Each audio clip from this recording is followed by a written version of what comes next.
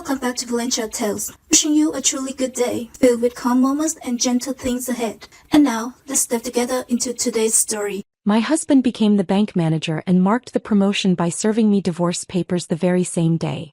I signed without a tear and walked away quietly, while he laughed with his coworkers about shedding dead weight. Years later, he traced me through bank records, finding only the silence of ignored calls and messages. That man looks through you, not at you. My mother's words hung in her kitchen like smoke I couldn't wave away. Thanksgiving dinner was over. The dishes were done. My brother Marcus had left with his wife an hour ago, but Mom had cornered me with that look. The one that said she'd been holding her tongue too long.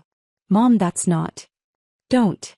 She twisted the dish towel in her hands, her voice tight with something between worry and anger. Don't defend him to me, Lizzie. I've watched you shrink yourself for 8 years while that man takes and gives nothing back. He's studying for his promotion.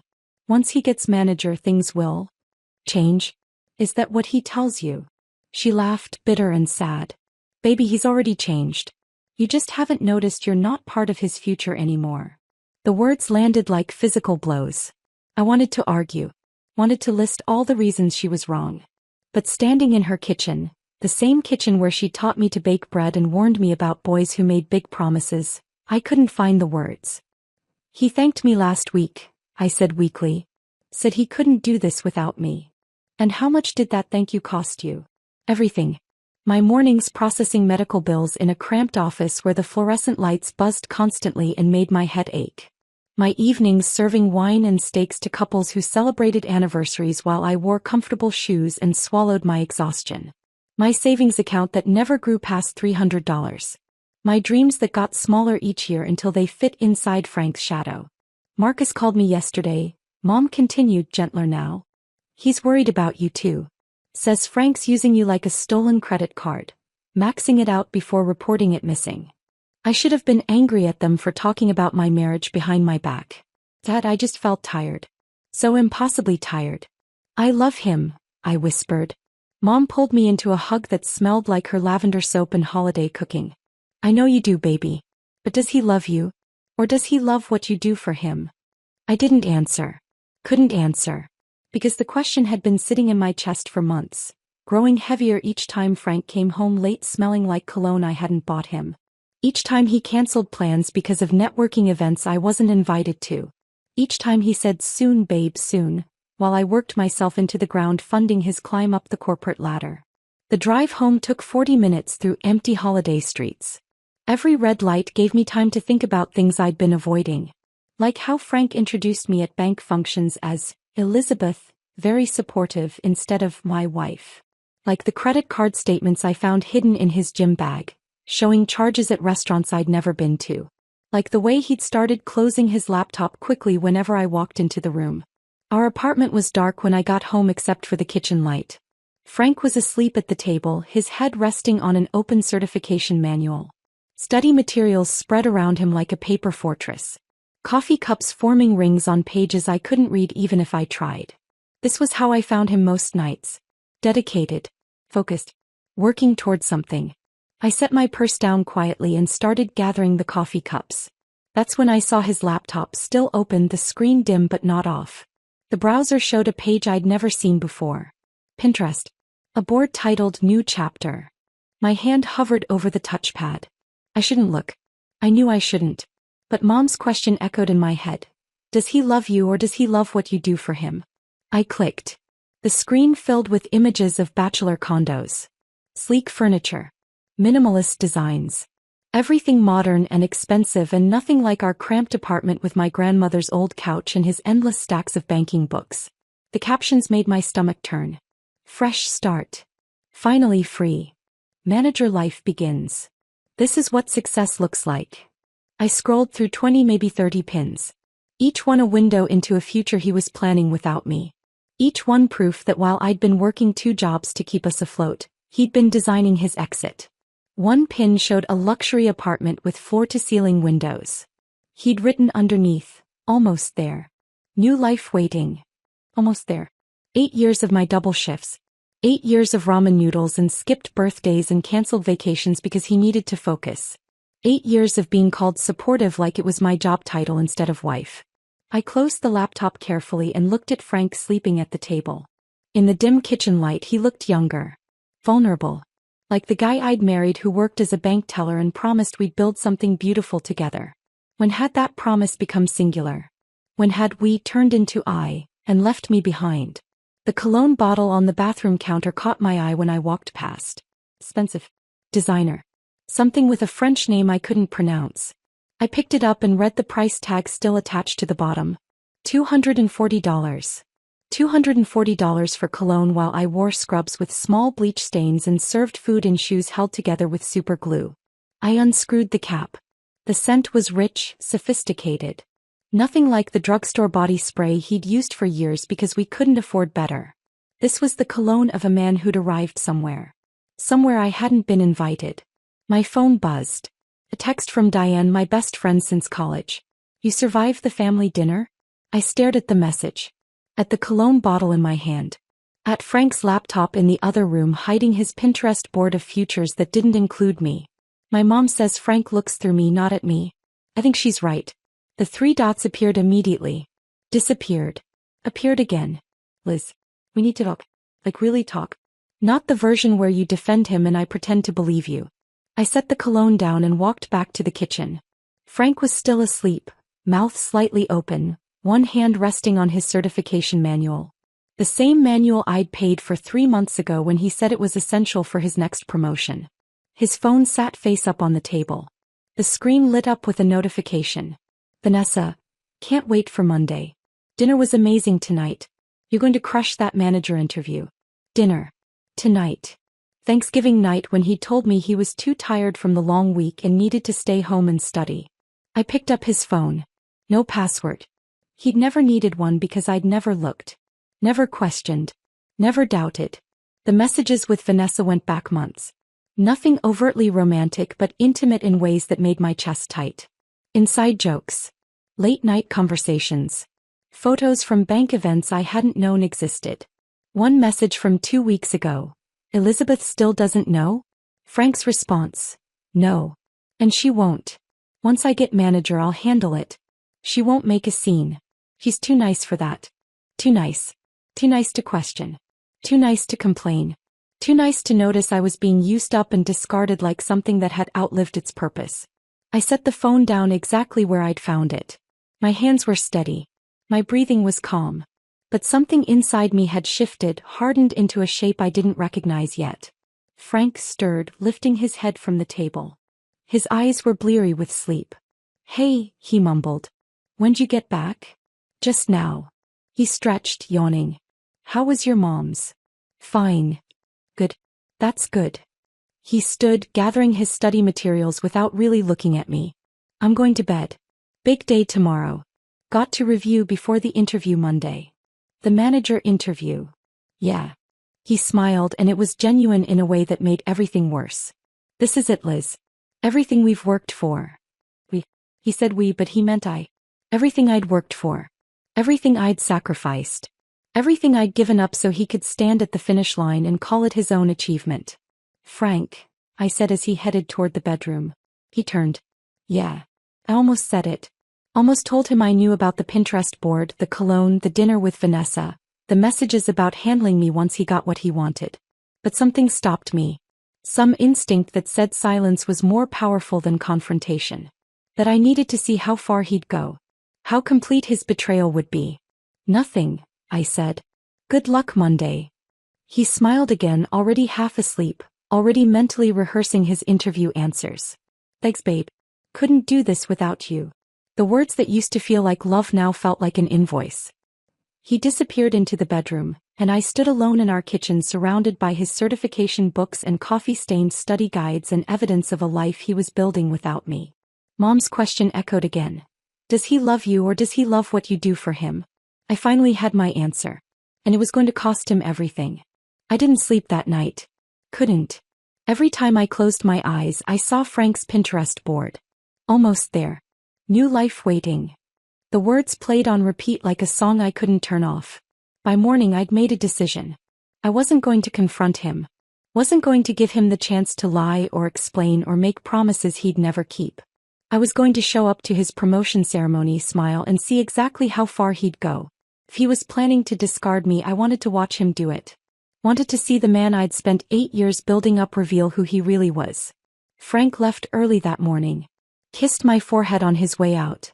That absent, automatic gesture that used to mean something. "Big day," he said, adjusting his tie in the hallway mirror. One of the new ones. The expensive ones I'd paid for without knowing they were costumes for a performance I wasn't invited to watch. "Good luck," I said. He paused at the door, briefcase in hand. For just a second, something flickered across his face. Guilt maybe. Or just nerves about the interview. "Thanks for everything, Liz. Really. I know it's been a lot of years, but we're finally here." That word again. So easy for him to say. So meaningless. The door closed and I sat alone in our apartment surrounded by his success. The certifications framed on the wall, the banker's desk he'd insisted we buy last year, the closet full of suits I'd funded. Trophies of a victory I'd never share. My phone buzzed. A text from Frank with just an address and a time. 6 p.m. The bank's event space downtown. "No, can't wait to celebrate with you. No, this is our moment." Just logistics. Like I was a task on his to-do list. Attend promotion ceremony. Bring wife. Dispose of afterwards. I called in sick to my morning shift at the medical billing office. Sandra would cover for me, she always did. Then I went shopping. The dress I found wasn't expensive, but it wasn't clearance either. Navy blue, fitted, the kind of thing that made me look like I belonged somewhere nice. I charged it to the credit card Frank didn't know I'd been monitoring. The one where he'd been taking Vanessa to dinner. In the fitting room mirror, I barely recognized myself. When had I stopped buying things that made me feel good? When had every purchase become a calculation of what we could afford versus what Frank needed? I practiced smiling in my car before heading to the venue. Not the tired smile I wore at the restaurant. Not the apologetic smile I gave Frank when I asked for anything. A real smile. The kind that didn't reach my eyes but looked convincing enough from a distance. The bank's event space was downtown, all glass and modern architecture. The kind of place that screamed success. Silver balloons spelled out "Congratulations, Frank" across one wall. There was a champagne fountain. A catering spread that probably cost more than my monthly salary. I recognized some faces from previous bank functions. The ones where I'd been introduced as Elizabeth, very supportive, and then promptly forgotten. They were clustered around Frank like he was royalty, laughing at his jokes, toasting his achievement. And there was Vanessa. Sharp suit. Perfect hair. Standing just a little too close to Frank with her hand on his shoulder. The gesture was casual, familiar. The kind of touch that came from months of dinners and late-night conversations and shared secrets about handling inconvenient wives. Frank saw me approaching. His smile faltered for half a second before he recovered, shifting into something I'd never seen before. Professional. Distant. Like I was a client he needed to let down gently. "Elizabeth," he said. Not Liz. Not babe. Elizabeth. Formal. Final. "Congratulations," I said, my practiced smile firmly in place. "You must be so proud." "We are," Vanessa interjected, and we made my stomach turn. Frank's worked incredibly hard for this. Frank's worked. Not we've worked. Not Elizabeth and Frank have worked. Just Frank. He has, I agreed, my voice steady. "Must be nice to finally get what you wanted." Something flickered in Frank's eyes. Guilt? Relief? I couldn't tell anymore. Maybe I'd never been able to. He reached into his briefcase, the leather one I'd saved 3 months for last Christmas, and pulled out a manila folder. Thick. Official looking. "What's this?" I asked, though somewhere deep down I already knew.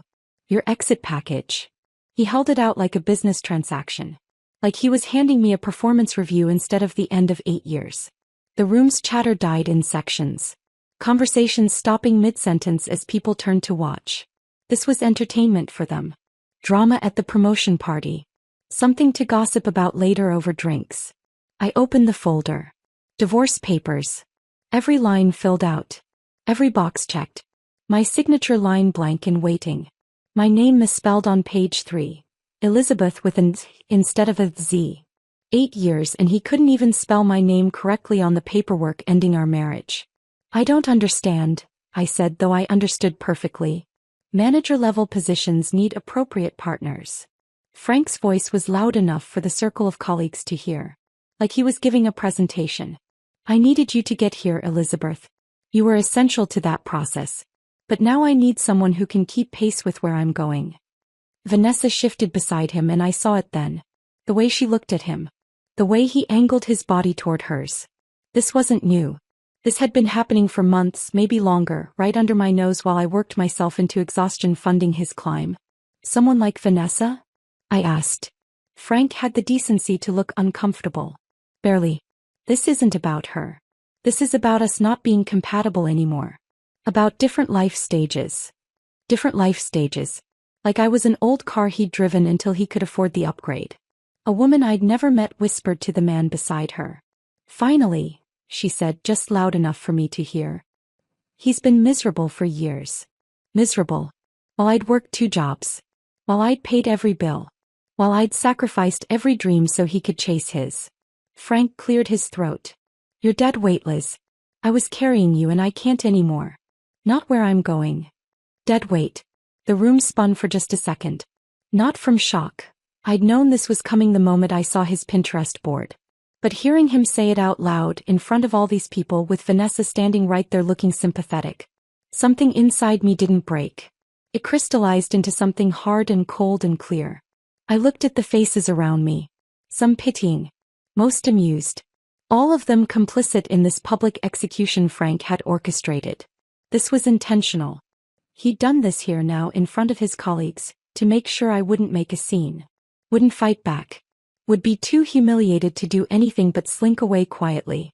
He'd called me too nice in his text to Vanessa. Too nice to question. Too nice to complain. He was right about one thing. I was done being nice. I reached into my purse and pulled out the pen I'd brought. The one I'd intended to use signing mortgage paperwork for a house we'd never buy. My hand was steady. My breathing was calm. I signed every page without reading a single word. My signature clear and firm and final. Frank blinked. What, you're not going to fight you? Beg you to reconsider? Make a scene? I set the completed papers on the gift table next to a bottle of champagne someone had brought. Why would I do that, Frank? You just told me I'm dead weight. Why would I want to stay attached to someone who sees me as a burden? The room had gone completely silent now. Even the catering staff had stopped moving. Congratulations on your promotion, I said, my voice clear enough for everyone to hear. And congratulations on being single. I'm sure you and Vanessa will be very happy together. At least until she realizes you're the kind of man who uses people up and throws them away when they're no longer useful. Vanessa's face went pale. Frank opened his mouth, then closed it again. I grabbed a handful of bacon-wrapped shrimp from a passing server's tray. These look expensive. Thanks for the send-off meal. Then I walked toward the exit. Chin up. Shoulders back. Every step measured and deliberate. Behind me the whispers erupted. Vanessa's voice rose above the others. Did she just? I didn't turn around. Didn't give them the satisfaction of seeing my face. Didn't let them see that my hands were shaking or that my chest felt like it was caving in. Outside, the evening air was cool against my face. I realized I'd been holding my breath. Holding it for 8 years, maybe longer. I got in my car and drove. Not home. I couldn't go back to that apartment full of Frank's things and my sacrifices. I drove to the nearest grocery store parking lot and sat there in my new dress, eating expensive bacon-wrapped shrimp while my marriage dissolved in a conference room 2 miles away. My phone buzzed. Diane. How's the party? I looked at the divorce papers on my passenger seat. And my signature still wet. At the parking lot stretching out around me like a metaphor for my future. Empty but mine. Just sign my freedom. Turns out dead weight can walk away on its own. Diane called me back 30 seconds later. What do you mean you signed your freedom? I was still sitting in the grocery store parking lot, my new dress wrinkled, mascara probably smudged, eating the last piece of shrimp. He handed me divorce papers at his promotion party. Called me dead weight in front of everyone. So I signed them. Silence. Then, you signed them? Right there. Right there. Didn't read a word. Just signed and left. Oh my God, Liz. Her voice cracked. Are you okay? Where are you? King's Market parking lot on 5th. Eating his expensive appetizers and planning my next move. Your next move? What next move? I looked at our apartment building across town, the one I could barely afford but had paid for alone while Frank built his career. I'm leaving. Tonight. I'm taking everything that's mine and I'm disappearing. Disappearing where? I don't know yet. But somewhere he'll never think to look. Diane was quiet for a moment. Do you need help? No. I need to do this alone. But Diane, when he calls you and he will tell him I moved somewhere far. Antarctica. The moon. I don't care. Liz. Promise me. She exhaled slowly. I promise. But text me when you get wherever you're going, okay? I need to know you're safe. I started the car. I will. And Diane? Thanks for not saying I told you so. Oh, I'm saving that for later. When you're settled and happy and can laugh about what an idiot he was. I drove back to the apartment at 8:30. Frank wouldn't be home for hours. He'd be celebrating with his colleagues, probably with Vanessa hanging on his arm. I had time. The first thing I did was call in sick for the rest of the week.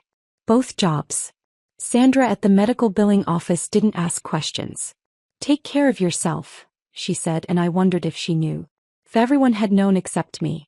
Then I started making calls. The joint checking account first. The one where my paychecks had been deposited for 8 years while Frank's went to his investment account I'd never been allowed to access. I withdrew my exactly $5,300, earned from shifts where my feet bled and my back screamed. The bank teller processed it without comment, but her eyes held something like sympathy. Closing the account too, I said. Both signatures required for that, ma'am. Then remove my name. Immediately. She typed for a moment. Done. Is there anything else? Yes. If Frank Caldwell comes in asking about this transaction, tell him you can't discuss it. Her fingers paused on the keyboard. Then she nodded once. Standard privacy protocol. Of course. Next came the utilities. Every single one was in my name because Frank's credit had been garbage when we met. Too many maxed out cards, too many missed payments. I'd put everything in my name to help him to build our life together. Now I was tearing it down. Electricity disconnection scheduled for tomorrow morning. The representative asked if I was sure. Completely sure, I said. Internet cancelled. Water service terminated. Even the premium cable package Frank used to watch financial news every morning. Gone. I wanted him to come home to darkness. To silence. To understand what it felt like when your foundation disappeared without warning. The health insurance was next. My plan through the medical billing office covered both of us. I called HR, explained I was getting divorced and requested Frank's immediate removal. That takes effect at the end of the month, the woman said. Can you make it sooner? Technically, divorce is a qualifying life event. I can process it as of today if you have documentation. I took a photo of the divorce papers Frank had given me and emailed it. Sending now. Received. Okay, Mr. Caldwell will be removed from coverage as of today. He'll get a notification letter. Good. Let him scramble for new insurance. Let him feel what it's like when someone pulls the safety net without asking. By midnight I was packing. Not everything, just what mattered. My grandmother's jewelry box, the one with her wedding ring I'd planned to pass down to my own daughter someday. My mother's china, the set she'd given me when Frank and I got married, each piece wrapped carefully in newspaper. That's when I found the credit card statement. It was stuffed in Frank's gym bag, crumpled like he'd meant to throw it away but forgot. I smoothed it out on the kitchen table and read through the charges. Hotels. 3 different ones over the past 4 months. All in our city. All on nights when Frank said he was working late. Restaurants I'd never been to. Dates I remembered clearly because I'd been working double shifts while he was supposedly networking. Jewelry store. $1,500. I'd never received jewelry from Frank. Not for our anniversary, not for my birthday. But someone had. My hands were steady as I photographed every page. Then I kept looking. In his desk drawer I found receipts. Dinner receipts with 2 entrees, 2 drinks, 1 dessert to share. Movie tickets, he told me he was at a financial conference that weekend. A hotel room service bill from the night of his assistant manager promotion. In his sock drawer, hidden under the expensive dress socks I'd bought him last Christmas, I found a birthday card. The front had champagne glasses. Inside, in feminine handwriting, to many more nights like last Tuesday. You make me feel like the luckiest woman alive. V. Vanessa. The promotion party wasn't the beginning. It was just the first time he'd stopped hiding it. I sat on our bedroom floor surrounded by evidence of months, maybe years, of betrayal, and I didn't cry. Crying would mean I was surprised. Crying would mean I hadn't already known somewhere deep down that Frank had checked out of our marriage long before he'd handed me those papers. Instead, I took pictures of everything. Every receipt. Every charge. Every piece of proof that while I'd been working myself to exhaustion, Frank had been building a different life. I created a folder on my phone labeled, "Just in case," and backed everything up to cloud storage. I didn't know if I'd need it. Didn't know if there'd be a fight over assets or alimony or anything else. But I'd learned one thing clearly. Trust nothing Frank said and document everything. By 2 a.m, my Honda was packed. Clothes, books, kitchen items that were actually mine. The art from my college years that Frank always said was amateur. Everything that mattered fit into my small car, and everything that didn't matter could stay here with him. I left his things exactly where they were. His certifications on the wall. His desk. His closet full of suits I'd paid for. Trophies of a success that was never really ours. On the kitchen counter, I left a note on the back of a utility bill. Electricity disconnected. Internet cancelled. Water shut off. You wanted to know what dead weight does? Stops carrying you. Good luck with your fresh start. I locked the door for the last time and drove north with no destination in mind. The highway was empty at that hour. Just me and a few long-haul trucks and the white lines disappearing under my headlights. I drove until my eyes burned, until the anger in my chest started to feel less like fire and more like ice. At a rest stop outside Seattle, I bought terrible coffee from a vending machine and unfolded a road map across my hood. The sky was just starting to lighten, that pre-dawn gray that makes everything look unreal. Seattle. The name stood out on the map. Big enough to disappear into. Far enough that Frank would never casually run into me. Different enough that I could build something new without his shadow following me. I pulled out my phone and called Diane from the payphone outside the rest stop. My cell phone would have GPS. I wasn't taking chances. "It's me," I said when she answered, voice thick with sleep. "Liz? Where are you?" "Frank's been calling everyone. Your mom, Marcus, me." He sounds frantic. "Good. Tell him I moved to Alaska. Or Europe. Tell him I joined a commune or became a park ranger. I don't care what you tell him as long as it's nowhere near where I actually am." "Where are you actually?" I looked at the road stretching north, at the mountains in the distance turning purple with dawn. "Somewhere he'll never find me." "And Diane? If he keeps calling, tell him to stop. Tell him I signed his papers and he got exactly what he wanted. He's saying it's a mistake. That he didn't mean it. That you're misunderstanding." I laughed, sharp and bitter. Of course he is. The utilities are cut off and his comfortable life just collapsed. Tell him I understand perfectly. For the first time in 8 years, I finally understand. By the time I reached Seattle, the sun was fully up. I found a cheap motel and slept for 4 hours. When I woke up, I started apartment hunting online. The studio I found was small, barely 400 square feet, but it had a view of the Space Needle through one window and it was mine. Completely mine. The landlord was an older woman named Mrs. Chin who met me at the building with keys and a kind smile. "Moving to Seattle?" she asked while I filled out paperwork. "Starting over," I said simply.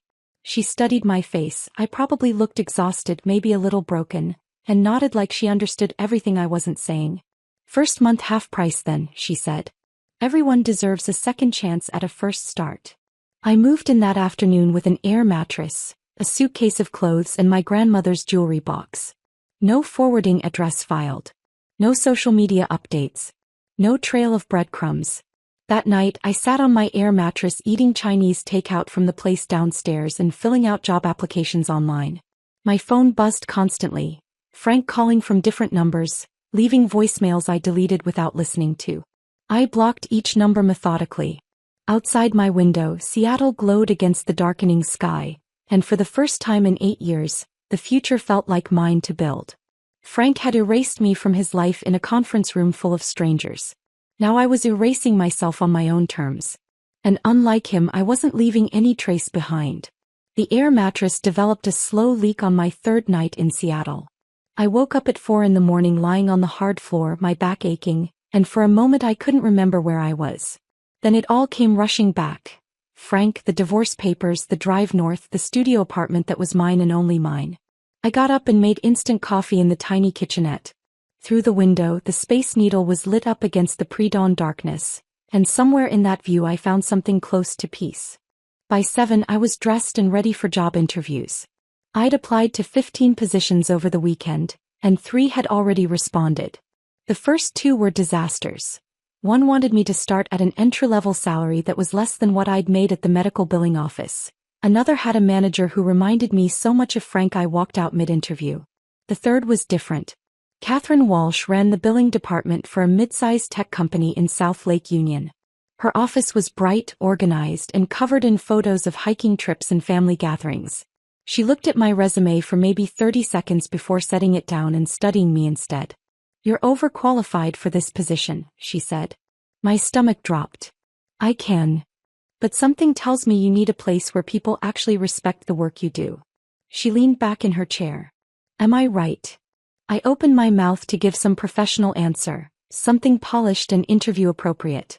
Instead, what came out was, "Yes." Catherine smiled. "You start Monday. Pay is $62,000 plus benefits. Hours are 8 to 5. No weekends unless you volunteer for them. We have actual lunch breaks and nobody checks email after 6. Sound good? I almost cried right there in her office. That sounds perfect. Good. Welcome to the team, Elizabeth. That first week at the new job felt like waking up from a bad dream. My coworkers, Jessica, Thomas, and an older woman named Linda, actually invited me to lunch on my second day. They asked about my weekend plans.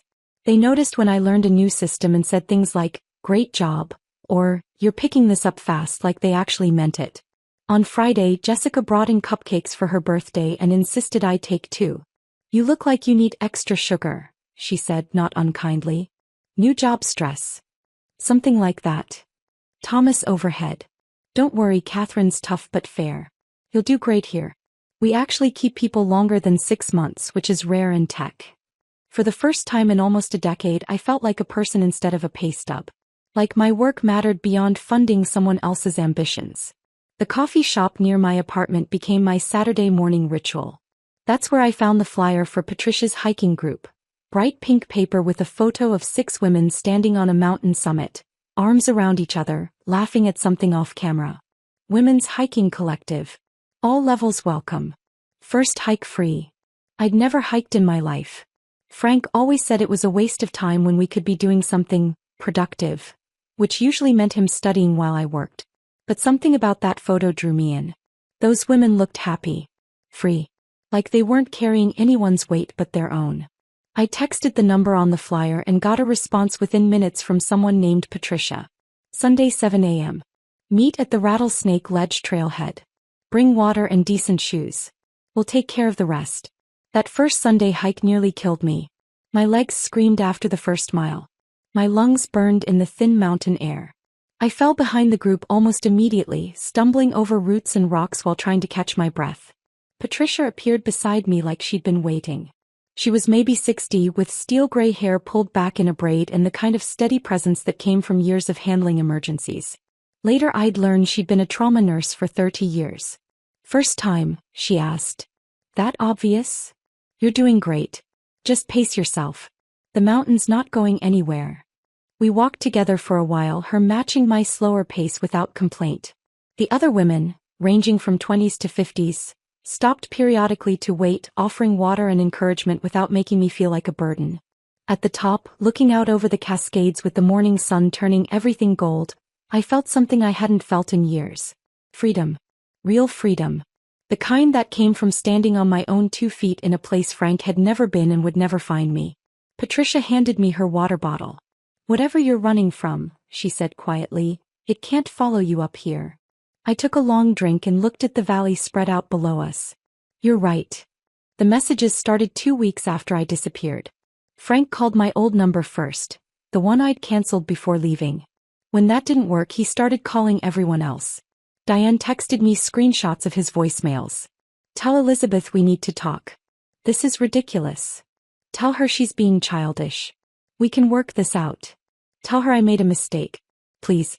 Just tell her to call me." Diane called me after the 10th message. He sounds unhinged, Liz. What do you want me to do? I was sitting in my studio apartment watching rain slide down the window, eating takeout pad thai and feeling more content than I had in years. Tell him I moved to Europe for a medical research position. Make it sound permanent. You want me to lie? I want you to make him stop looking. Can you do that? She was quiet for a moment. Yeah. I can do that. The calls to Diane stopped, but they didn't stop everywhere else. Marcus texted me a week later. Your ex is calling me asking where you are.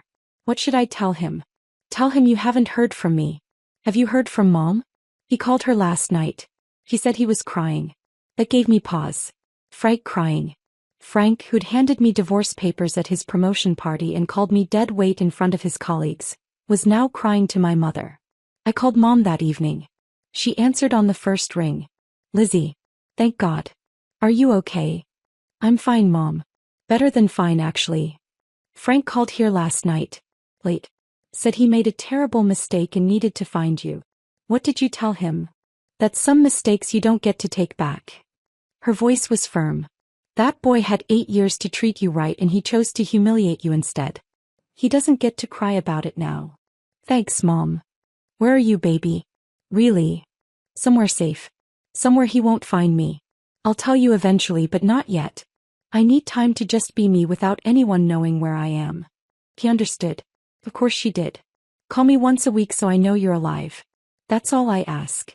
I will. I promise. Everything was fine for about 3 weeks. I was settling into my routine. Work, hiking on weekends, slowly furnishing my apartment with second-hand finds. I'd even made friends with my neighbor, an art student named Riley who played guitar badly but with enthusiasm. Then one Tuesday, Jessica from work found me during lunch break. Her face was concerned. Hey, weird question. Do you know someone named Frank? My stomach dropped. Why? She pulled out her phone and showed me a photo someone had taken in our office lobby. A man in a bank uniform talking to reception. I recognized him immediately even from the back. He came by this morning claiming to be your husband. Said there was a family emergency and he needed your contact information. Security turned him away, but he was asking a lot of questions. Taking photos of the building. The pad thai I'd eaten for lunch turned to lead in my stomach. What kind of questions? What floor you worked on? What time you usually arrived? If you'd mentioned where you lived. Jessica's expression darkened. Our receptionist got weird vibes and called security. Is this guy stalking you? I set down my coffee carefully. We're divorced. Or divorcing. I left him and he's not handling it well. Should we be worried? Do you need us to flag him in our security system? Yes. Please. And Jessica, if he comes back, don't tell him anything. Don't even confirm I work here. She squeezed my shoulder. Already done. Catherine's been notified too. We take this stuff seriously. That evening, I sat in my apartment trying to figure out how Frank had found my workplace. I'd been careful. No social media updates. No forwarding address. No paper trail. Then it hit me. My debit card. I'd been using it at the coffee shop near my office. At the grocery store 2 blocks away. At the Thai place I ordered from twice a week. Frank was a bank manager. He had access to transaction systems. He was tracking my purchases. The realization made me feel violated all over again. It wasn't enough that he'd humiliated me, used me, discarded me. Now he was using his professional access to hunt me down like I was some kind of asset he'd misplaced. I opened a new account at a different bank the next morning. Transferred every cent, closed the old account completely. Then I called the lawyer whose card Catherine had given me during my first week. Just in case, she'd said. Michelle Reeves picked up on the second ring. Reeves Law. How can I help you? My ex-husband is using his position as a bank manager to track my debit card transactions. He showed up at my workplace. Is that legal? Her voice sharpened. No. That's called data privacy violation and it's a federal offense. How certain are you that's what he's doing? Very certain. He's a manager at First National. I've changed banks, but I need to know what else I can do. Document everything. Every time he contacts you or shows up somewhere. Every call, every message, every sighting. We'll need that for a restraining order. She paused. And Elizabeth? What he's doing isn't just creepy. It's criminal. We're going to stop him. I hung up and looked around my small studio apartment. My safe space, my fresh start. Frank had taken 8 years of my life. He'd taken my savings, my dreams, my sense of self-worth. But he wasn't taking this. He wasn't taking my future. I pulled out my phone and started documenting everything, starting with the day he'd handed me those divorce papers and called me dead weight. Frank wanted to find me? Fine. Let him find out what happened when dead weight finally stopped carrying you and started fighting back. The documentation took me 3 days to complete. Every voicemail Frank had left on Diane's phone. Every text to Marcus. Screenshots of my closed bank account with timestamps showing when I'd drained my half. Photos of his workplace appearance that Jessica had taken. The lawyer's contact information sat in my phone like a safety net I hoped I wouldn't need. But documenting Frank's stalking meant reliving it. And by the 3rd day I was exhausted in a way that had nothing to do with lack of sleep. Saturday morning I walked to the bookstore coffee shop on Pine Street. The one place in Seattle that had become mine. Not mine and Frank's. Not somewhere I went because I had to. Just mine. I ordered my usual overpriced latte and found my spot by the window where I could watch the rain and pretend to read while actually just existing without purpose or pressure. The shop was more crowded than usual. Every table full. People hunched over laptops or books or conversations that looked important. "Excuse me, is this seat taken?" I looked up. The man standing there was maybe my age, with dark hair that needed a trim and glasses slightly fogged from the rain outside. He held a coffee in one hand and a worn paperback in the other. "It's all yours," I said, moving my bag. He sat down with an apologetic smile. "Thanks. Saturdays are brutal here. I usually come earlier but I slept in." I nodded and went back to my book, or tried to.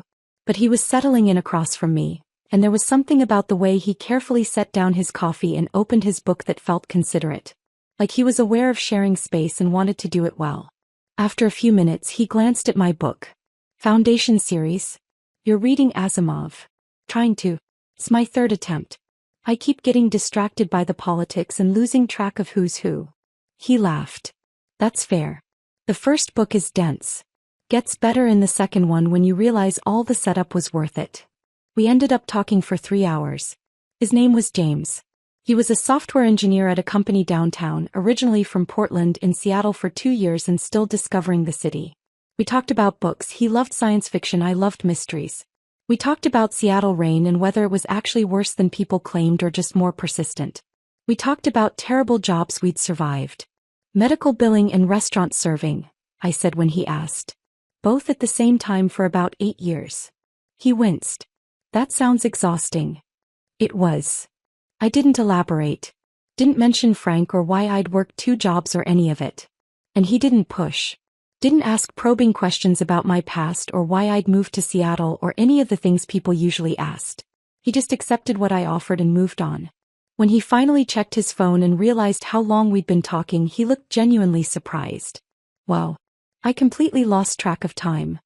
"Me too." He hesitated, then asked, "Would you maybe want to get dinner sometime? There's this Vietnamese place near my apartment that does incredible pho." My immediate instinct was to say no. To protect myself. To keep my new life simple and uncomplicated. Then I thought about Frank calling me dead weight. About 8 years of making myself smaller so he could take up more space.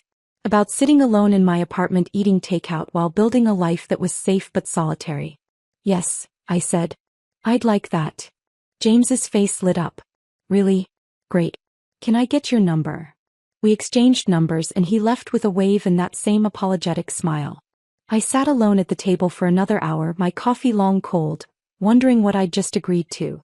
Dating James felt like learning I'd been speaking the wrong language my entire adult life. On our first dinner date, when the check came, he reached for it automatically. I reached for it at the same time, the reflex of 8 years paying for everything. Our hands collided over the leather folder. "I've got this," he said.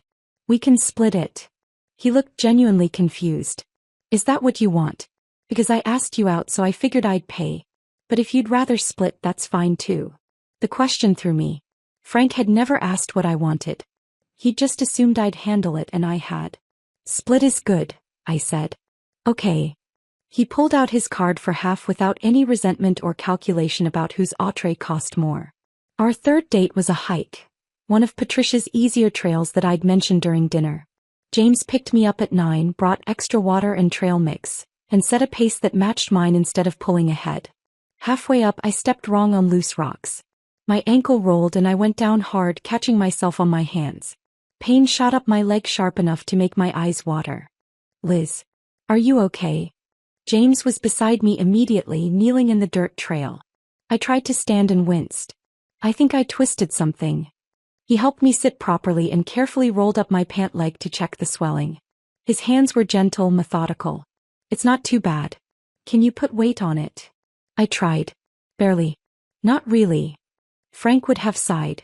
Would have made some comment about how this ruined the hike or how we should have stayed home. I braced myself for it. Instead, James said, looks like we're taking the scenic route back. Slow and steady. He took my backpack and added it to his. Lean on me. We'll get you down. It took us twice as long to get back to the parking lot. James made terrible jokes the entire way. Why couldn't the bicycle stand up by itself? What do you call a bear with no teeth? Dad joked so bad I couldn't help laughing despite the pain. At his apartment, he set me up on his couch with ice and pillows and put on an old movie neither of us had seen. Comfort and distraction, he said. Best treatment for minor injuries. Sitting there with my ankle elevated, watching a movie I'd never remember the plot of, I realized something that made my chest tight. I felt safe. Actually safe. Not anxious about being a burden or worried about saying the wrong thing or calculating how much this inconvenience would cost me later. James caught me watching him instead of the screen. You okay? Need more ice? No. I'm good. This is good. I meant it more than he could know. The months that followed felt like living in color after years of grayscale. James and I fell into an easy rhythm. Dinners where we actually split checks. Weekend hikes with Patricia's group where he became a favorite because he always volunteered to carry the extra water. Quiet evenings at his place or mine where we cooked together and the cleanup was shared without discussion. He met my Seattle friends. Jessica from work, Patricia from hiking, Riley from next door. He fit in seamlessly, making everyone laugh, asking genuine questions, being present in a way Frank never had been. 6 months after I'd first walked into Seattle, I was reading at my usual coffee shop spot when someone sat down across from me without asking. I looked up, half expecting James, and froze. Frank. He looked terrible. His suit was wrinkled like he'd slept in it. His eyes were red-rimmed and hollow. His hands shook around the coffee cup he was holding. Elizabeth. My name came out rough like he'd been rehearsing it. Every instinct screamed at me to run. To grab my things and leave before he could say whatever he'd come here to say. But something made me stay. Curiosity maybe. Or the need to face him now that I was strong enough to do it without breaking. Frank. I closed my book carefully. How did you find me? I've been looking for months. I hired someone. I needed to talk to you. You hired someone to find me. The words tasted bitter. You know that's called stalking, right? I know. I know it is. But Elizabeth, I made a mistake. The biggest mistake of my life. I studied him across the table. The man I'd spent 8 years sacrificing for. The man who'd called me dead weight in front of his colleagues. He looked diminished somehow. Smaller. What do you want, Frank? I want to explain. I want. His voice cracked. I need you to understand what happened. The pressure. The expectations. Vanessa was in my ear telling me I needed a different kind of partner for my new position. Someone more polished. More than me. I finished. Someone who wasn't working 2 jobs to pay your bills. No. That's not. She was wrong. I was wrong. God, Liz, I was so wrong. He reached across the table like he might take my hand. I moved mine to my lap. I need you. Everything fell apart without you. The apartment. The bills. My life. I can't do this alone. There was the truth underneath all his apologies. You don't need me, Frank. You need what I did for you. My voice was steady. Come. You need someone to pay your bills and manage your life and make you feel successful. You need an employee, not a wife. That's not true. I love you. No. You love what I gave you. There's a difference. I stood and gathered my things. And just so you know, that position has been permanently filled. By Tobadi. I'm not anyone's support system anymore. Frank stood too desperate now. Please. Can we just talk? Really talk? I'll do better. I'll be better. Just give me a chance to prove. I'm engaged, Frank. The color drained from his face like I'd pulled a plug. He actually stumbled back a step. You're what? Engaged. To someone who actually sees me as an equal. Who doesn't think partnership means one person doing all the work while the other one takes all the credit. But the divorce isn't. The divorce was final 2 months ago. He got the paperwork. I know because I had to sign mine too. I shouldered my bag. You got exactly what you wanted that day at your promotion party. Freedom from dead weight. Congratulations. I hope it's everything you dreamed it would be. I walked past him toward the door. He didn't try to follow. Didn't call after me. When I glanced back from the doorway, he was still standing there by my table, looking at the space where I'd been sitting like he couldn't quite believe I'd disappeared again. Outside, the Seattle rain had started, light and persistent, the kind that soaked through everything if you stood in it long enough. I pulled out my phone and texted James. Coffee shop confrontation with ex. I'm fine. Actually better than fine. Can I come over? His response came within seconds. Doors unlocked. I'll put the kettle on. I walked through the rain toward James's apartment, and for the first time since Frank had handed me those divorce papers, I felt completely free. Not free from something. Free for something. Free to build a life that was mine. James's apartment smelled like Earl Grey tea and old books.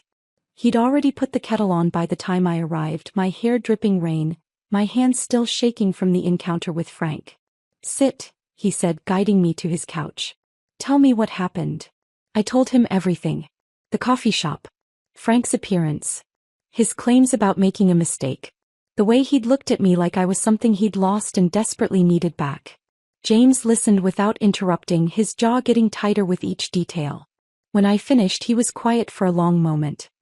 He hired someone to find you, he finally said. That's not remorse, Liz. That's obsession. I know.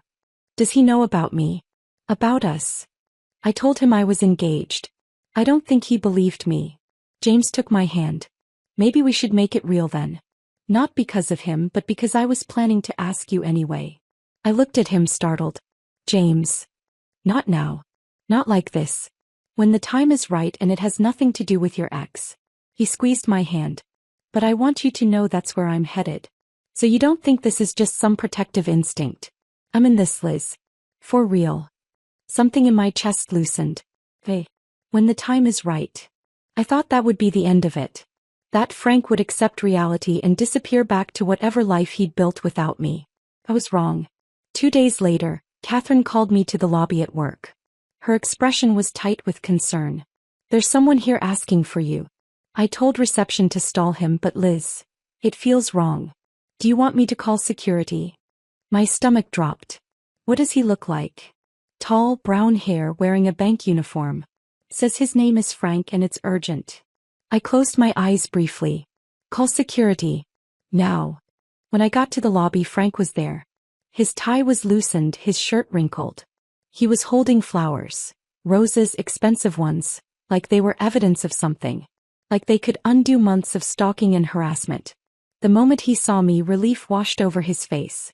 Elizabeth. Thank God. I just need 5 minutes. Please. Jessica and Thomas were in the lobby.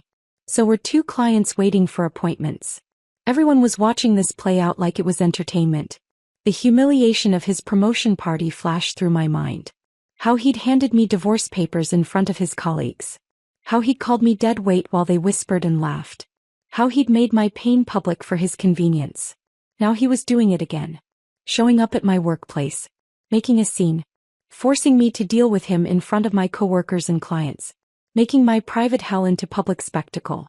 Elizabeth, please, he said, stepping closer. I know you're angry. I know I messed up. But we can fix this. I'll do better. I'll be better. Just give me a chance. I didn't speak to him. Instead, I turned to Catherine and said, loud enough for everyone in the lobby to hear. This man is harassing me. I need security. Frank's face crumpled. What? Oh. Liz, that's not. I'm just trying to talk to you. You hired someone to track me down after I left the state. You showed up at a coffee shop 6 months after our divorce. Now you're at my workplace disrupting my professional life. That's not talking. That's stalking. 2 security guards emerged from the elevator. Frank looked at them, then back at me, desperation making him wild. You can't do this, he he said as they approached. I love you. Doesn't that mean anything? No, I said simply. It doesn't. Not anymore. I already did, I replied, my voice steady. The same way you did it to me. Publicly. Remember? At your promotion party when you handed me divorce papers and humiliated me in front of everyone you worked with? This is what that feels like, Frank. This is what it's like when someone makes your pain into a spectacle. The guards took his arms. Frank didn't resist, but he kept staring at me like I was speaking a language he couldn't understand. I'm sorry, he said as they led him toward the exit. I'm so sorry, Liz. For everything. I know you are. But sorry doesn't fix what you broke. After they escorted him out, Catherine put a hand on my shoulder. Are you okay? Not really. But I will be. That night I couldn't sleep. I kept thinking about Frank's face in the lobby. The flowers he'd dropped when security took him. The way he'd said he loved me like that made everything okay. At 2 a.m, I got up and spread everything on my kitchen table. Every piece of evidence I'd been collecting. Credit card statements showing hotel charges. Vanessa's birthday card. Screenshots of blocked calls, I counted them. 247. Records from my old bank showing his manager-level access viewing my transaction history after I'd closed the account. Photos Jessica had taken of him in our lobby before security arrived. James came over at 7 looking exhausted. He'd been up late working but came straight from home when I texted. This is stalking, he said quietly, looking at the evidence spread across my table. This is also identity fraud. Data breach. Harassment. Liz, this isn't just creepy ex-boyfriend behavior. These are crimes. I know. You need a restraining order. Today. And you need to report what he did with the bank systems. I've been avoiding it because I didn't want to be tied to him anymore. Didn't want more court dates and lawyers and having to see him. James took my hand. I get that. But he's not going to stop. He showed up at your work. What's next? Your apartment? What if he follows you somewhere you're alone? The thought made my skin crawl. Hey, I'll call a lawyer. Michelle Reeves had kind eyes and zero patience for nonsense. She listened to my story without interrupting, taking notes on a legal pad. When I finished, she set down her pen and looked at me directly. Your ex-husband has committed multiple felonies. Using his position to access your financial records is a federal crime. Showing up at your workplace after being told to stop is harassment. Hiring someone to track you across state lines escalates this into something much more serious. What do? We file for a restraining order immediately. Today. And I'm strongly recommending you file a complaint with the State Banking Commission. What he did with customer data systems isn't just unethical. It's a violation that could cost him his license. My hands were shaking. Will I have to see him? In court. Yes. For the restraining order hearing. But I'll be with you and it's usually brief. The judge reviews the evidence and makes a ruling. And the Banking Commission? That's a separate investigation. You'll give a statement, provide evidence, and they'll handle it from there. Frank will be suspended pending the investigation.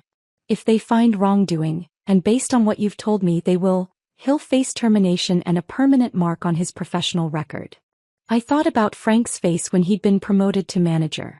The pride. The certainty that he'd finally made it. That glass office had been his dream, the thing he'd sacrificed our marriage for. Now I was about to take it away. Do it, I said. File everything. The complaint to the Banking Commission required a formal statement. I sat across from an investigator named Peterson, mid-50s, tired eyes, the expression of someone who'd seen every variation of corporate misconduct. Walk me through the timeline, he said, pen ready. I did. From the moment I'd noticed Frank tracking my debit card purchases to his appearance at my workplace. Peterson's expression grew darker with each detail. Did Mr. Caldwell have legitimate business reasons to access your accounts? No. We were divorced. He was using his manager access to track my location. And you have proof of this? I showed him the documentation. Peterson photographed each page. Miss Caldwell. It's just Elizabeth now. I went back to my maiden name. Miss Harper then. What Mr. Caldwell did is a serious violation of federal privacy laws. He'll be immediately suspended pending investigation. If our findings confirm what you've reported, and I have no reason to doubt they will, He'll be terminated and reported to federal regulators. He won't work in banking again. Good, I said and meant it. The restraining order hearing was 3 days later. Frank showed up in a suit that looked like he'd slept in it. His public defender was young, overwhelmed, clearly underpaid and overassigned. The judge was a woman in her 60s with steel gray hair and an expression that suggested she'd heard every excuse. She reviewed my evidence in silence. The call logs, the tracked transactions, the workplace visit. When she looked up, her face was hard. "Mr. Caldwell," she said, "you've used your professional position to stalk your ex-wife across state lines. You've shown up at her place of employment despite being asked to stop. You've made hundreds of unwanted contact attempts. This behavior is obsessive, illegal, and deeply concerning." "Your Honor, I was just trying to," Frank started. "You were just trying to control someone who left you," the judge interrupted. "That's what stalking is, Mr. Caldwell. Control disguised as love." She granted the restraining order immediately. 500 feet minimum distance. No contact of any kind. Violation punishable by immediate arrest. As we left the courthouse, Frank tried to approach me one more time. 2 bailiffs blocked him before he got within 20 feet. "She's not your wife anymore," one said flatly. "And she's not your problem to solve. Go home, Mr. Caldwell." Frank looked at me over the bailiff's shoulder. His expression was devastated, lost, like he couldn't understand how we'd gotten here. I looked back and felt nothing. No anger. No satisfaction. No sadness. Just relief that it was finally over. Michelle walked me to my car. "That was the easy part," she said. "Now comes the hard part.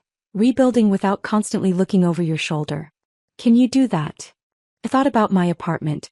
My job. James. Patricia and the hiking group. The life I'd built piece by piece after Frank had tried to reduce me to nothing. "Yeah," I said. "I can do that." And I meant it. The restraining order became my safety net. For the first time in months, I could breathe without constantly checking over my shoulder. Frank couldn't call. Couldn't text. Couldn't show up at my work or my apartment or anywhere I existed. For 3 months, silence. Then Diane called. "Liz, you need to hear this." Her voice was strange, not quite happy, not quite sad. "Frank got suspended from the bank." I was at my desk at work, halfway through processing a complicated billing dispute. Suspended. The Banking Commission investigation. They found everything. Unauthorized access to customer data. Privacy violations. The works. She paused. "He's being fired, Liz. Not reassigned. Not allowed to resign quietly. Terminated. With a notation in his file that'll follow him to every financial institution in the country." I set down my pen carefully. "Oh. There's more. Vanessa got demoted. Apparently she knew what Frank was doing and encouraged it. The bank issued this whole internal memo about data privacy and professional conduct. Everyone knows it's about Frank." I waited for the satisfaction to hit. The sense of justice. The feeling that Frank was finally facing consequences for what he'd done. Dad, I just felt tired. "He's completely ruined," Diane continued. "His career is over. His reputation is destroyed. Liz, are you okay?" "Yeah. Okay. Thanks for telling me." "That's it? That's all you have to say? What else is there to say? He did this to himself." After we hung up, I stared at my computer screen for a long time. Frank had spent 8 years building toward that manager position. It had been his entire identity, his measure of success, the thing he'd sacrificed our marriage for. Now it was gone. And I felt nothing. 6 weeks after the restraining order was issued, Frank violated it. James and I were at my apartment making dinner. His night to cook, so he was attempting pasta from scratch while I chopped vegetables and tried not to laugh at his flour-covered face. My phone rang. Unknown number. I almost didn't answer. Then something made me pick up. "Ms. Harper? This is Officer Chin with Seattle PD. We have a Frank Caldwell in custody for violating a restraining order. He was found outside your building. Are you home right now?" My stomach dropped. "Yes. I'm home. Stay inside. Lock your doors. We're sending a patrol car to check the perimeter and take your statement." James took the phone from my shaking hands and got the details while I walked to the window. Rain streaked the glass, making everything outside blur. And there, on the sidewalk across the street, 2 police officers were handcuffing someone. Frank. He wasn't fighting. Wasn't running. Just standing there in the rain, letting them cuff him, staring up at my window like he could will me to come down and save him. "Don't look," James said, pulling me away from the window. "You don't need to see this." But I'd already seen it. Frank's face. Desperate, lost, destroyed. The officer who came to take my statement was kind. "Do you want to press charges?" "You have every right to, given the restraining order violation." I thought about saying no. About letting him go with a warning. About being the bigger person. Then I thought about 8 years of making myself smaller so Frank could be bigger. 8 years of saying yes when I meant no. 8 years of being too nice. "Yes," I said. "I want to press charges. Every time he does this, he's telling me my boundaries don't matter. I'm done teaching that lesson." Frank spent 3 nights in jail. When he got out, Diane told me he'd packed up and moved back to his hometown 6 hours away. His manager dreams scattered like ashes. His career in ruins. His life unrecognizable. I should have felt victorious. Instead, I just felt relieved it was finally over. James proposed on a mountain trail in April, 6 months after Frank's arrest. Patricia's hiking group was there. She'd helped him plan it, setting up a surprise picnic at the summit. When I reached the top, exhausted and happy, they were all waiting with champagne and flowers and huge smiles. James got down on one knee on a rock overlooking the Cascades. "Elizabeth Harper, you're the strongest person I know. You rebuilt your entire life from nothing and made something beautiful. I want to spend the rest of my life building something with you. Will you marry me?" I said yes before he finished the question. Everyone cheered. Patricia cried. Someone popped the champagne and we toasted on the mountaintop while the sun set over Seattle. Later, when we were planning the wedding, I thought about Frank. About whether to send him an invitation. A final proof that I'd not only survived but thrived. That dead weight had learned to fly. Michelle, my lawyer, talked me out of it. "You've made your point," she said during one of our final consultations. "He violated a restraining order and went to jail. His career is over. He knows you moved on and got engaged. You don't need to rub his nose in your happiness. Just be happy. That's the best revenge." He was right. Frank didn't deserve a seat at my new beginning, not even as a ghost haunting the periphery. But I did send an announcement to his parents. They'd been kind people. His mother had called me after the divorce to apologize for her son's behavior. His father had sent a card saying he was ashamed of how Frank had treated me. His mother wrote back within a week, "You deserved better than what Frank gave you. I'm glad you found it. Be happy, Elizabeth. That's all we ever wanted for you." The note was brief, but it closed a door I hadn't realized was still open. Frank's parents understood. They didn't excuse him or ask me to forgive him. They just acknowledged the truth and wished me well. That felt like enough. The rest of Frank's story came to me through the grapevine. Bits and pieces from Diane, from mutual acquaintances, from his mother's occasional updates. He was working at a small credit union in his hometown. A job processing loan applications, nowhere near management, lucky to get hired at all given the notation on his record. He was living in a rental apartment, driving a car held together with duct tape and prayers. And Vanessa, the woman he'd left me for, the one who'd told him he needed a more appropriate partner, had married him 6 months after our divorce. They'd lasted 11 months before she filed for divorce, citing financial irresponsibility and emotional unavailability. The irony wasn't lost on me. Frank had thrown away 8 years with someone who'd supported him unconditionally, chasing someone who left the moment things got hard. He burned through his savings, Diane reported during one of our calls. She still kept tabs on Frank through work connections. Had to move in with his parents for a while. His dad got him the credit union job. "That's rough," I said and meant it. Not because I felt sorry for Frank, but because anyone's life falling apart was rough to watch, even from a distance. "He asks about you sometimes," Diane added carefully. "Wants to know if you're happy." I looked around my apartment. Mine and James's now, since he'd moved in last month. Our hiking gear by the door. Our shared bookshelf. Photos from Patricia's group covering the fridge. A life we'd built together, equal parts his and mine. "Tell him yes," I said. "Tell him I'm happy in a way he'll never understand. And then tell him to stop asking." Because that was the truth. I was happy. Not happy because Frank's life had fallen apart. That brought me no joy. Just happy because I'd finally built a life that was mine. where I wasn't carrying anyone, where I wasn't dead weight or support system or ATM with legs. Just Elizabeth. Building something real with someone who saw me as an equal. Frank had wanted a fresh start without me. He got it. And somewhere along the way I'd gotten mine too. The difference was mine was working. The wedding planning moved forward. Small ceremony. Close friends and family only. Patricia officiating. James's software engineer friends mixing with my hiking group and my co-workers from the tech company. No ghosts invited. No past haunting the periphery. Just a future we were building together one day at a time with no one carrying more weight than they should. And if Frank heard about it through the grapevine and realized what he'd lost, well, that wasn't my problem anymore.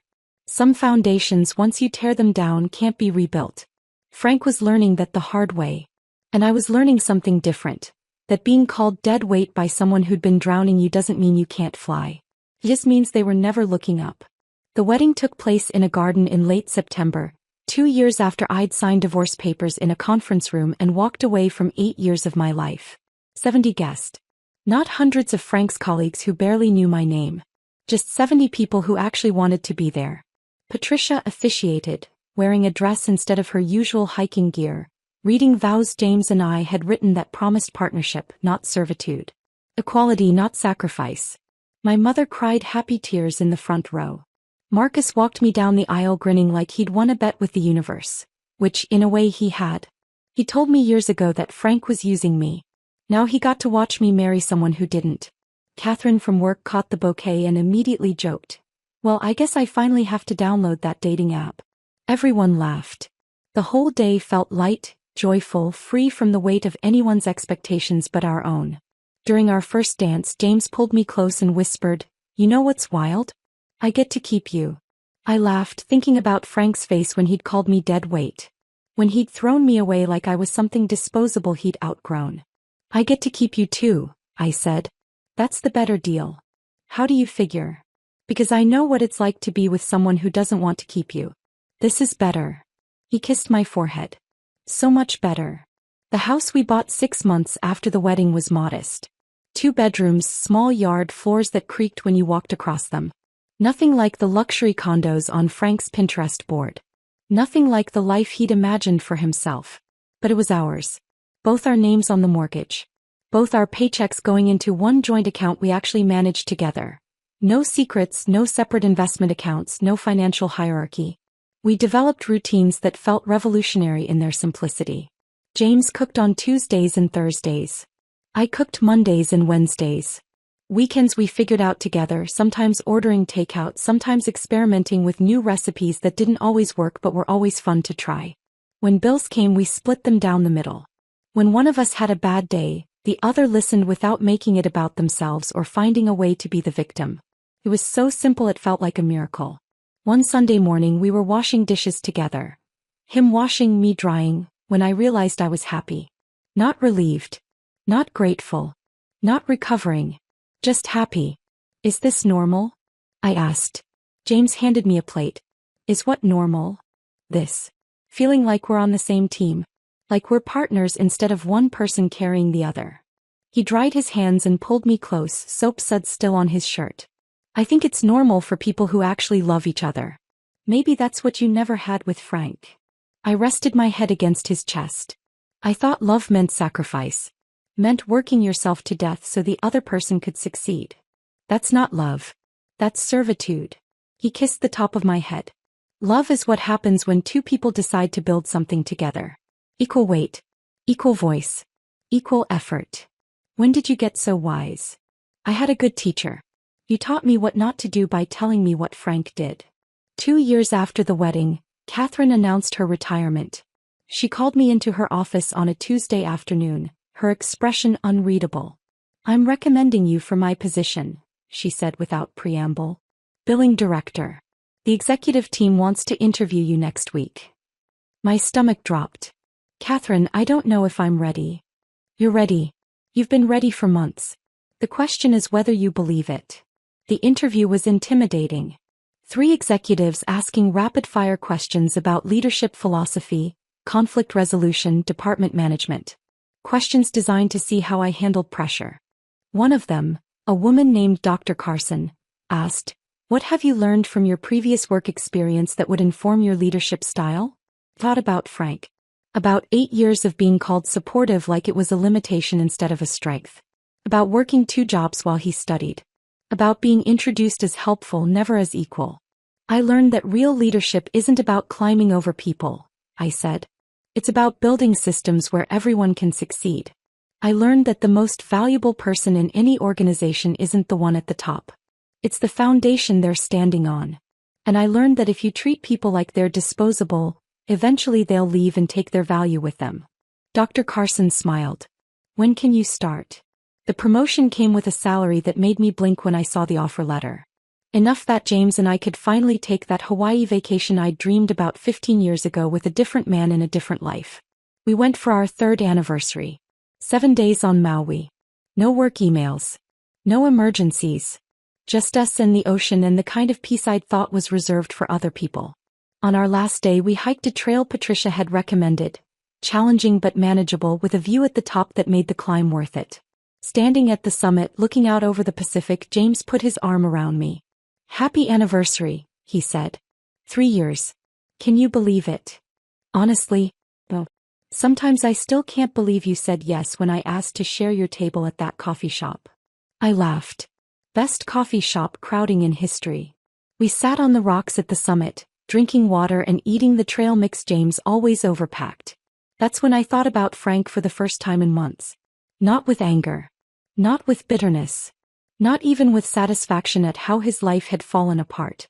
Just with a kind of distant anthropological curiosity about how someone could misunderstand value so completely. Frank had thought he was trading up. Thought he was cashing me out like a bad investment before I could drag him down. What he'd actually done was destroy his own foundation and then spend years in free fall, grasping for something he'd already thrown away. He called me dead weight. Had looked at 8 years of my sacrifice and decided I was the thing holding him back. But dead weight doesn't build a new life from scratch. Doesn't earn promotions based on merit. Doesn't marry someone who sees them as an equal and build a partnership that actually works. Dead weight doesn't stand on a mountain in Hawaii feeling powerful and free and completely, utterly happy. I wasn't dead weight. I never had been. I was compound interest. Quiet, steady, building value over time until the balance became undeniable. Frank had gotten his fresh start. His freedom from the person he thought was dragging him down. His chance to build the life he'd pinned on that Pinterest board. And I'd gotten something infinitely better. A life so rich that his absence felt like the greatest gift he'd ever given me. What are you thinking about? James asked, watching my face. Frank, actually. He tensed slightly. Yeah. I was thinking about how he thought discarding me was his promotion. How he genuinely believed I was the problem. I looked at James. And I was thinking about how wrong he was. How I wasn't the dead weight. I was the foundation. And when the foundation walks away, the whole building collapses. Did his building collapse? Completely. Lost his job. Lost his second wife. Lost everything he thought made him successful. I took James's hand. But I'm not happy because he failed. I'm happy because I succeeded. Because I built something real. Because I learned that being called dead weight by someone who was drowning me doesn't mean I can't fly. James pulled me close. You're not flying. You're soaring. We sat there until the sun started setting, painting the sky in shades of orange and pink. Around us, other hikers took photos and celebrated reaching the summit. Below us, the island stretched out green and alive and beautiful. Somewhere far away, Frank was probably working his credit union job. Probably living in his rental apartment. Probably still wondering how everything had fallen apart. And I was here. On a mountain. With a man who loved me as an equal. Living a life I'd built from nothing but determination and the refusal to let someone else's opinion define my worth. Account closed. Interest compounded. New life secured. Frank had wanted to know if I was happy. Diane had asked me what to tell him. I knew the answer now, 3 years and a lifetime away from that conference room where he'd called me dead weight. Tell him yes. Tell him I'm happy in a way he'll never understand. Tell him I built something beautiful from the ashes of what he burned down. And then tell him to stop asking. Because the best revenge isn't destruction. It's not public humiliation or professional ruin or watching someone's life fall apart. The best revenge is becoming so completely, authentically happy that the person who hurt you becomes irrelevant. A footnote in a story that's no longer about them at all. Frank had been my whole world for 8 years. Now he was barely a memory. And that, more than anything else, proved I'd won. Not because I'd destroyed him, but because I'd saved myself.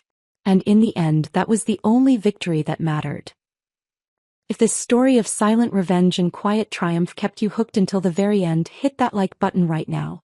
My favorite part was when Elizabeth signed those divorce papers without hesitation, walked out with shrimp in hand and vanished completely. What was your favorite moment? Drop it in the comments below. Don't miss more powerful stories like this. Subscribe and hit that notification bell so you never miss an upload.